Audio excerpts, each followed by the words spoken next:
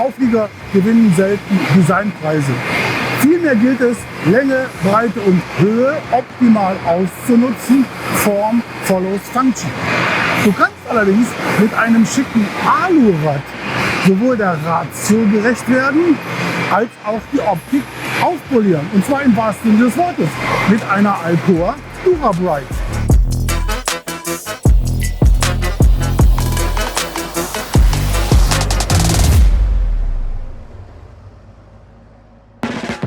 Zunächst muss das Rad zwar nicht neu erfunden, aber geschmiedet werden. Und das dürfen wir uns heute ansehen in der Schmiede von Howmet Aerospace in deren Werk im schönen Ungarn.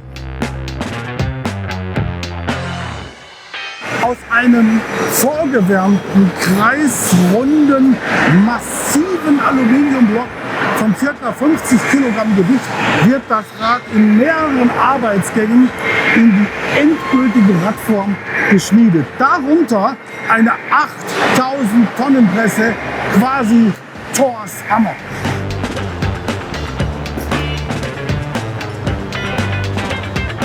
Die anschließende Wärmebehandlung erhöht dann nochmal die mechanische Festigkeit der Felge, die dann in weiteren Verfahrensschritten wie Bohren, Fräsen und Polieren ihr endgültiges Aussehen erhält, inklusive der Dura-Bright Oberflächenbehandlung. Die können wir euch allerdings nicht zeigen, denn diese Rezeptur ist noch geheimer als der Zaubertrank von Miraculix. Stichwort Ratio. Eine 22,5 Zoll Stahlfelge wiegt rund 45 Kilo, die Dura-Bright die Hälfte. Also auf dem Dreiachsaggregat reden wir von rund 130 Kilo Gewichtsersparnis, Nutzlast rauf, Betriebskosten runter. Außerdem ist Aluminium ein ausgezeichneter Wärmeleiter, besser noch als Stahl. Und diese höhere Wärmeableitung kommt der Bremsleistung zugute. Und außerdem dankt es dir das Radlager.